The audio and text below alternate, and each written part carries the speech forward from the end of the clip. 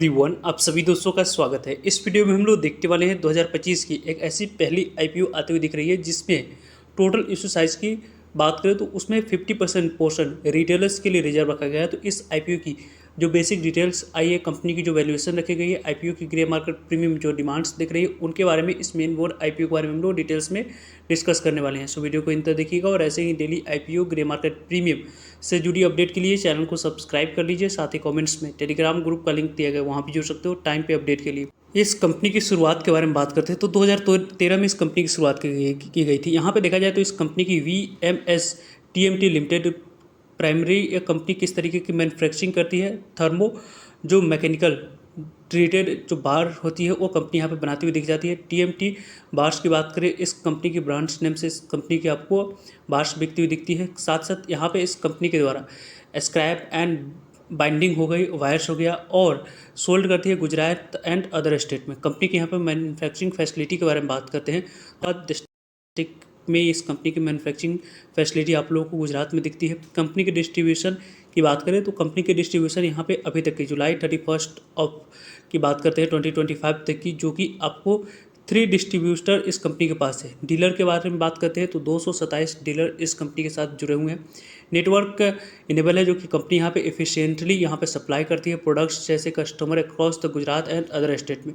Company यहाँ पे retail licence agreement के माध्यम से इस कंपनी के द्वारा VMS TMT limited inter create into यहाँ पे रिटेल लाइसेंस एग्रीमेंट, जो कि यहाँ पे इस कंपनी की आने वाले समय में एग्रीमेंट अलाउ करेगी कंपनी को मार्केट को TMT बार्स को अंडर द यहाँ पे ब्रांड नेम की बात करते हैं तो इस कंपनी की NXT ब्रांड्स के माध्यम से कंपनी यहाँ पे आपको आने वाले समय में स्टेट में विद इन यहाँ पे गुजरात में भी अपने सेल करती हुई दिखेगी। वर्क फोर्स के बारे में बात करें तो कंपनी की यहाँ पे एक्सपीरियंस और प्रोफेशनल मैनेजमेंट इस कंपनी की टीम है। साथ साथ इस कंपनी के वर्क फोर्स को देखें तो लगभग 230 परमानेंट एम्प्लॉय कंपनी के साथ काम करती हुई दिखती है। कंपनी की रेवेन्यू में ग्रोथ के बारे में बात करते हैं तो कंपनी की यहाँ पे Tier 2 और Tier 3 सिटीज़ को फोकस करती है और company last 3 year physical year की कंपनी की जो यहाँ पे जनरेटेड सिग्निफिकेंट पोर्शन रही है रेवेन्यू में, उसके बारे में बात करते हैं तो रेवेन्यू में कंपनी की जो ग्रोथ देखिए उसके बारे में बात करते हैं तो लगभग आपको जो रेवेन्यू आती है गुजरात से लगभग 98.78% यहाँ पे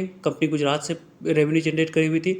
यहाँ पे कंपनी फिजिकल ईयर 23 में कंपनी की गुजरात से 98.43% थी। फिजिकल ईयर 22 में कंपनी की 99.19% की रेवेन्यू गुजरात से थी। यानी कि आप स्पेसिफिक कर सकते हैं कि गुजरात बेस्ड कंपनी, गुजरात में ही कंपनी की प्रोडक्ट्स भी ज़्यादातर आपको सेल होते हुए दिखती है, जो कि एक पॉजिटिव पॉइंट है। लेकिन आने वाले समय में कंपनी अपने आप को और ज़्यादा एक्सपेंड करेगी तो यहाँ पे कंपनी की जो पार्टिसिपेशन होगी वो आने वाले समय में बढ़ती हुई दिख सकती है। कंपनी की जो फाइनेंशियल हेल्थ है उसके बारे में बात करते हैं तो इस कंपनी की जो फाइनेंशियल हेल्थ के बारे में इन्फॉर्मेशन दी गई FY 23 की इन्फॉर्मेशन है, 24 की, 25 की और 26 की यहाँ पे 3 मंथ की डाटा दी गई। यहाँ पे 3 मंथ की डाटा है, यहाँ पे भी 12 मंथ की डाटा है, यहाँ पे 12 मंथ की और यहाँ पे भी 12 मंथ की डाटा कंपनी की दिख रही है। कंपनी की एसेट के बारे में बात करें 227 करोड़ की एसेट थी, देन यहाँ पे 284 करोड़ की एसेट, 412 करोड़ की एसेट और अभी यहाँ पे कंपनी की एसेट 449 करोड़ के पास आ चुकी है। कंपनी की टोटल इनकम के बारे में बात करें तो पहले कंपनी की इनकम 882 करोड़ के, देन यहाँ पे 873 करोड़ के पास, थोड़ी सी यहाँ पे गिरावट है, 772 करोड़ के पास दिख रही है। अभी यहाँ पे 213 करोड़ के पास कंपनी के 3 मंथ में डाटा दिख रही है। कंपनी की यहाँ पे ईयर ऑन ईयर पे ग्रोथ दिखी थी, लेकिन थोड़ी सी यहाँ पे आपको गिरावट दिखी है। कंपनी की प्रॉफिट के बारे में बात करते हैं तो प्रॉफिट में यहाँ पे लगातार कंसिस्टेंट कंपनी ने प्रॉफिट में ग्रोथ दिखाई। पहले 4 करोड़ की, 13.5 करोड़ की, 15.5 करोड़ की, अभी 8.5 करोड़ के आसपास इस 3 मंथ में ही कंपनी ने प्रॉफिट रिपोर्ट करती हुई दिखी है, जो कि अच्छी बात है। कंपनी की यहाँ पे इविटा के बारे में बात करी थी, इविटा भी यहाँ पे कंपनी की अच्छी है। पहले 22 करोड़ के पास थी, 41 करोड़ के पास, 45 करोड़ के पास और अभी 20 करोड़ के पास इविटा दिख रही है। यहाँ पे इस फिजिकल ईयर 26 में 3 मंथ की कंपनी की नेटवर्थ यहाँ पे पहले 30 करोड़ थी, 46 करोड़, 73 करोड़, अभी 81-82 करोड़ के पास कंपनी की नेटवर्थ दिख रही है। रिजर्व एंड सरप्लस के बारे में बात करते हैं तो रिजर्व एंड सरप्लस पहले यहाँ पे 18 करोड़ के पास थी, 33 करोड़ के पास, यहाँ पे 39 करोड़ के पास, 47 करोड़ के पास। कंपनी की जो यहाँ पे रेड फ्लैग है इस कंपनी की फाइनेंशियल हेल्थ में, वो यहाँ पे कंपनी की पूरी तरीके से बोरोइंग है, क्योंकि यहाँ पे पहले 162 करोड़ की कंपनी के पास बोरोइंग थी, वो आपको 198 करोड़ के पास हुई। देन यहाँ पे 275 करोड़ से ऊपर की बोरिंग और अभी इस कंपनी की बोरिंग बढ़कर 309 करोड़ की हो चुकी है। जो कि डेट इक्विटी रेशियो कंपनी के 6 के पास है। यहाँ पे 1 से ओवर नेगेटिव मानी जाती है और इस कंपनी की डेट इक्विटी 6 है। इसको आप लोगों को ऑब्जर्व करना है। यदि आप इस कंपनी को लॉन्ग टर्म के लिए या लिस्टिंग गेन पे भी मोमेंटम प्ले करने की प्लानिंग करें तो इसको आप लोगों को ऑब्जर्व करते रहना चाहिए। क्योंकि इस कंपनी के बारे में बात करते हैं तो यहाँ पे इस कंपनी की आरओसी के बारे में बात करें, रिटर्न ऑन कैपिटल इम्प्लॉयड की, तो लगभग 12.79 की है। डेट इक्विटी यहाँ पे 6.06 के, इसमें आपको इंप्रूवमेंट की काफ़ी ज़्यादा ज़रूरत है कंपनी की, जो कि यदि हम लोग देखें तो लगभग कंपनी की रिटर्न ऑन नेटवर्क 20% की है। प्रॉफिट आफ्टर टैक्स 9.1 की है, इसमें इंप्रूवमेंट की जरूरत है। EBITDA मार्जिन 5.91 की है और प्राइस टू बुक वैल्यू यहाँ पे 7.43 की है। कंपनी की जो प्राइस ट्रेडिंग है पोस्ट IPO 14 के पास रहने वाली है, जो कि इंडस्ट्री से थोड़ी सी आप कंपनी ने वैल्यूएशन टेबल पर स्कोप छोड़ी है, जिसके कारण से इस कंपनी की ग्रे मार्केट प्रीमियम मोमेंटम दिख रही है। कंपनी की ऑब्जेक्टिव क्या है, तो कंपनी जो उसमें से यहाँ पे 115 करोड़ पैसे कंपनी यहाँ पे आने वाले समय में पैसे की यूज़ करने वाली है। किस तरीके से, तो लगभग आप लोगों को रीपेमेंट और प्रीपेमेंट कुछ सर्टेन बोरिंग है उसको कंपनी यहाँ पे कम करने के लिए, लगभग अभी भी कंपनी जो अपने डेट को पेमेंट करेगी उसके कारण से अभी भी इस कंपनी की जो डेट टू इक्विटी रेशियो रहने वाली है 4 की रहने वाली है, जिसके कारण से अभी आपको इस कंपनी को वॉच लिस्ट में अपने ऐड करके चल सकते हैं। लेकिन आने वाले समय में पहले दिन और दूसरे दिन के रिस्पॉन्स को देखकर ही आखिरी दिन इस IPO में अप्लाई करने की प्लानिंग करनी चाहिए।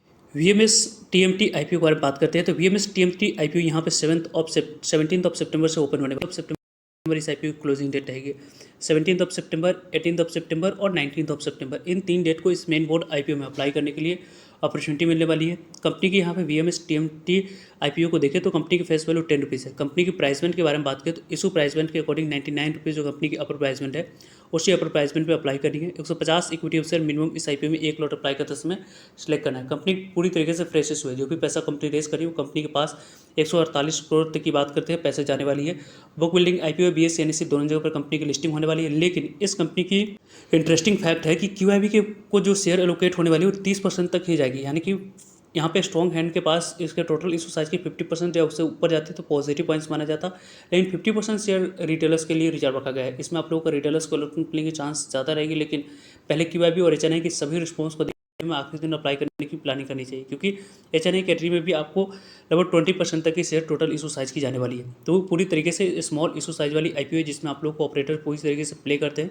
तो आप अपने रिस्क टू रिवॉर्ड के अनुसार से इस मेन बोर्ड IPO को आप लोग देखेंगे। कंपनी के आने वाले समय में इंपॉर्टेंट डेट्स के बारे में बात करें 17 सितंबर से IPO ओपन हो रही है, 19 सितंबर क्लोजिंग डेट, 22 सितंबर अलॉटमेंट डेट, 23 सितंबर पैसे रिफंड करने की डेट, 23 सितंबर डिमेट अकाउंट पर शेयर को क्रेडिट करने की डेट, 24 सितंबर कंपनी की लिस्टिंग आपको होते हुए दिख जाएगी BSE NSE दोनों जगह पे। इस IPO में अप्लाई करने के लिए 14,850 रुपये अमाउंट्स की यहाँ पे रिक्वायरमेंट दिख रही है और स्मॉल HNI कैटेगरी में अप्लाई करने के लिए 2,07,900 अमाउंट्स की रिक्वायरमेंट है। बिग HNI कैटेगरी में अप्लाई करने के लिए लगभग 10,09,800 रुपये अमाउंट्स की यहाँ पे रिक्वायरमेंट है। VMS TMT IPO के बारे में बात करते हैं तो प्रमोटर्स की होल्डिंग प्री IPO से पहले यहाँ पे 96.28% थी, अभी 67.19% की होल्डिंग इस कंपनी में अभी भी दिखेगी। प्रमोटर्स की होल्डिंग इस कंपनी में थोड़ी सी आप लोगों को अच्छी दिख रही है, लेकिन ओवरऑल अभी आप लोगों को वेट एंड वॉच करके इस IPO में पहले दिन और दूसरे दिन कितने नंबर ऑफ टाइम सब्सक्राइब होती है, GMP में क्या कुछ मोमेंटम दिख रही है, उसके बाद ही आपको रिस्क टू रिवॉर्ड को देखकर अप्लाई करने की प्लानिंग करनी चाहिए। करंटली इस IPO की जो ग्रे मार्केट प्रीमियम स्टार्ट हुई है उसके बारे में बात करें तो 10 रुपीज़ पे इसके ग्रे मार्केट प्रीमियम कारोबार करी है। 99 रुपीज़ पे 10 रुपीज़ की गेन, 109 रुपीज़ लिस्टिंग प्राइस और एक लॉट पे लगभग 10% के पास लिस्टिंग मिलने की चांस है। लगभग 1500 के आसपास IPO लिस्टिंग आपको देती हुई दिख रही है। इस तरीके से प्रीमियम में एसएच रिपोर्ट के अनुसार से कारोबार होते हुए दिख रही है। वैसे इस IPO के बारे में टाइम पे आप लोगों को सभी अपडेट मिलते रहेंगे, सो जुड़ेगा ताकि आप लोगों तक अपडेट पहुंच जाए। फर्दर जो भी डाउट करिए कमेंट्स कर आप पूछ सकते हो। मिलते हैं एक नए इन्फॉर्मेटिव वीडियो में, तब तक के लिए जय हिंद, जय भारत।